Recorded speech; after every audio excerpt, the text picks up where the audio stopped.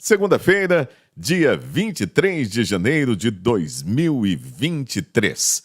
Vamos lá com os destaques de Adolfo Padilha. Adolfo, seja bem-vindo. Fala aí, Figueiredo, amigos da Mix FM, bom dia, segunda-feira, que Deus abençoe a todos nós, né? O fato novo agora e lamentável é a situação dos índios, como que eles se encontram. Mas também há de se fazer referência, que já explode na internet, que tudo pode não ter passado mais uma vez de um grande teatro. Não o sofrimento dos índios, que é lamentável ainda ter ser humano passando o que aquelas pessoas estão passando, mas o teatro político, o teatro da política de palanque que parece não terminar nesse país, e pior, é sempre iniciativa de quem já está no poder que poderia fazer tudo diferente. Digo isso porque a gente já vê nas redes sociais e alguns blogs de notícias que os índios são do lado da Venezuela. Seria fruto da ditadura de Maduro, seria fruto da ditadura que acontece pro lado de lá do Brasil. Até mesmo o mapa que foi mostrado na televisão, que dá um espaço enorme para isso, ele está colocado de uma forma equivocada. O espaço que pertence à Venezuela foi meio que abolido naquela explicação. É até vergonhoso a gente ver um órgão de imprensa que deveria agir com total imparcialidade, dar tanta parcialidade para tentar eliminar e acabar com alguém que não lhe agrada. É também um absurdo a gente não ver que essa política não acaba. O Brasil está precisando de cuidados. Esses mesmos que estão dizendo sobre os índios, que vão abrir investigação, são aqueles que disseram que ia abrir investigação sobre o dia 8, daquela lamentável destruição que fizeram em Brasília. E quando começou a explodir nas redes sociais, mais uma vez, versões que poderiam contrariar o que eles queriam, até mesmo a CPI eles quiseram abafar. E estão abafando.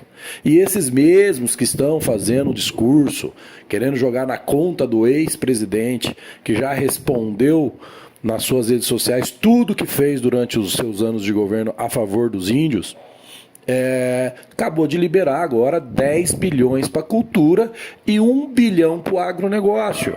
Acabou de liberar agora 5 milhões para uma única artista, a Cláudia Raia. Será mesmo a preocupação imediata deles, os índios?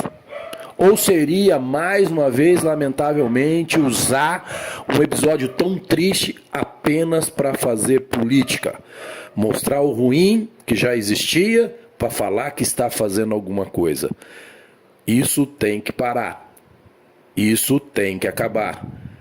Se o Lula continuar ouvindo segmentos do PT, que a gente lê em alguns articulistas políticos, de que querem vingança, que querem o poder pelo poder, corre o risco de fazer ou cometer o mesmo erro do passado.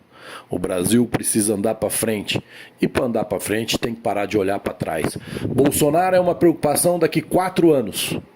Bolsonaro é uma preocupação que tem 4 anos para tentar fazer apagá-lo, mas apagá-lo com trabalho. Porque podem falar o que quiser, podem pregar o que quiser. Houve erros, houve, mas houve muito mais acerto do que erros.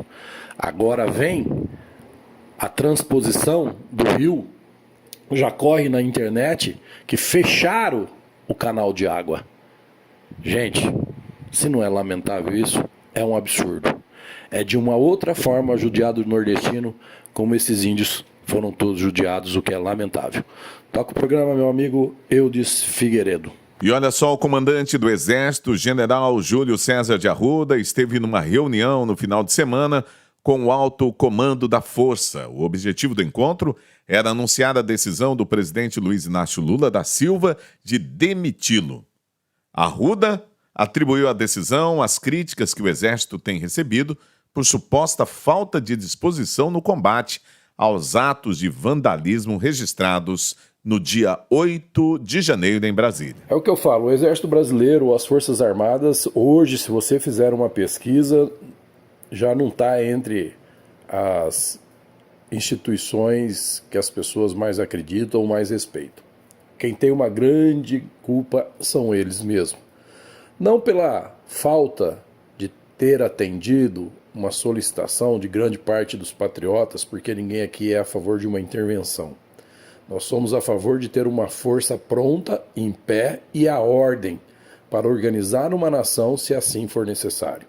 E a pergunta que eu faço hoje, temos a garantia ou você percebe a garantia de que se um governo executivo ou legislativo quiser fazer alguma coisa que prejudique a soberania nacional, você confia que o que nós temos hoje vai se empenhar para que isso não aconteça? Eu acho que essa confiança caiu e caiu muito durante esse período todo. Eu creio que essa mudança, essa falação, como eu já disse na minha abertura, tem que acabar. Dizem nos bastidores que o presidente Lula sofre uma pressão terrível da ala mais radical do PT. Foi eles também que pressionaram o Lula para fazer essa troca no comando das Forças Armadas e no Exército, inclusive no Exército. Isso tem que parar.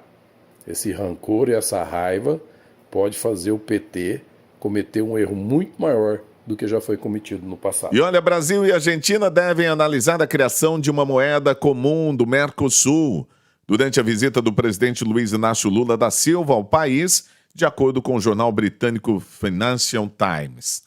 O problema do Brasil juntar a moeda dele com a moeda da Argentina é um problema sério, né? Mas o maior problema disso tudo é quem tem uma ideia dessa. Você pega uma moeda que nem o real, que foi a segunda moeda que mais valorizou pós-pandemia no mundo, coisa que nunca aconteceu na história desse país. Você pega a Argentina, que chega a 100% de inflação. Como é que você junta uma Ferrari com um Fusca que vai querer performance? Como é que você junta uma pessoa formada, preparada, treinada com um amador? Tem como dar certo? Não tem hipótese nenhuma, não tem como isso dar certo. É que por trás disso tem muito mais do que se preocupar com uma economia única. Faz parte do plano de poder do Fórum de São Paulo. É ir lá, só ler a cartilha sobre a unificação dos países de esquerda na América Latina. E o primeiro passo seria criar uma moeda, com o discurso de ser uma moeda forte, com o discurso de ser uma certa independência financeira do resto do mundo. Ou seja, é um pensamento simplesmente de louco. A defesa do governador afastado do Distrito Federal, Ibanez Rocha, informou que vai entregar o celular do político à Polícia Federal hoje, segunda-feira, para a irrestrita colaboração com as investigações. Eu tenho para mim que essa investigação contra o governador de Brasília, que foi afastado de uma forma absurda numa decisão monocrática do ministro Alexandre de Moraes, isso vai de alguma forma por si só se acabar. Porque da mesma forma que a intenção de acusar, a intenção de querer culpar Bolsonaro ou seus aliados do que aconteceu em Brasília dia 8, ela baixou. Com isso se cria fatos novos, lamentáveis, mas não deixa de ser uma cortina de fumaça, o caso dos índios, que agora chama muita atenção na mídia e tem que chamar mesmo, porque é um absurdo. Como é um absurdo querer, de alguma forma, responsabilizar o ex-governo federal por isso, é um absurdo a situação daqueles seres humanos, que independente de serem índios, ninguém merece passar por aquilo. E acho que essa investigação, que tenta colocar o governador de Brasília, o secretário Torres, que está preso, também vai começar a perder força. Porque no fundo vai fortalecer aquilo que se parece muito claro, que teve sim infiltrados, como disse e afirmou o interventor de Brasília, e que esses infiltrados não fazem parte daquele grupo patriota, daquele grupo de pessoas que estavam lá heroicamente na frente do quartel, seja desejando algo que seria impossível acontecer, mas acreditando em alguma coisa que poderia ser feita. Isso já está mais do que comprovado. Logo penso, e até seria capaz de apostar, meu amigo Eudes, que essa investigação ela vai se diluindo, porque o cano desse revólver pode estar apontando cada vez mais rápido para o pé de quem deu um tiro, achando que ia acertar o alvo, e o tiro acabou saindo pela culatra. E olha só, o ministro Alexandre de Moraes, do Supremo Tribunal Federal, analisou nas audiências de custódia 1.406 pessoas detidas após os atos de vandalismo em Brasília no dia 8. Com a decisão, 942 detenções em flagrantes foram convertidas em prisões preventivas. Seria interessante a gente conhecer o perfil desses 942 pessoas que permanecem presas, né? Porque o perfil delas talvez não teria nada a ver com terroristas, ou na grande maioria deles. A gente já falou aqui, disse que mesmo entendendo que houve infiltrados, tem o efeito manada, né? A pessoa está ali no calor da emoção, acaba fazendo aquilo que não é da natureza dela. Mas, diante do que já falou o GSI, diante do que já identificou a ABIN, diante das informações que muito estranhamente as portas pareciam estar abertas, que muito estranhamente as pessoas, quando chegaram, já tinha pessoas lá dentro quebrando tudo, diante de informações oficiais dizendo que eram profissionais de guerrilha, que eram pessoas que sabiam o que estava fazendo. Eu deixo aqui uma pergunta para todos nós brasileiros, do bem. A grande parte dessas 942 pessoas que estão lá detidas são vítimas. São vítimas de uma sede de querer acusar e culpar um adversário político. Porque as pessoas que se manifestaram, tanto na frente do exército, como nos tiros de guerra, elas só estavam ali porque elas não tiveram uma explicação. Elas não tiveram resposta das perguntas que foram feitas. Apenas isso. Não é uma questão de aceitar ou não aceitar o resultado de uma eleição.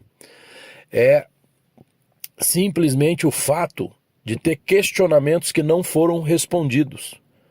De não ter respostas de dúvidas que foram levantadas e que tem fundamento. Porque não existe, não tem como, em lugar nenhum no planeta, sistema eletrônico que possa não ter fragilidade. Logo, essas pessoas elas não têm que ser culpadas de nada. Elas não podem ser acusadas de nada. O que levou elas a estarem onde elas estavam foi a falta de respostas de quem tinha a obrigação de dar e não deu. Essa é a verdade dos fatos.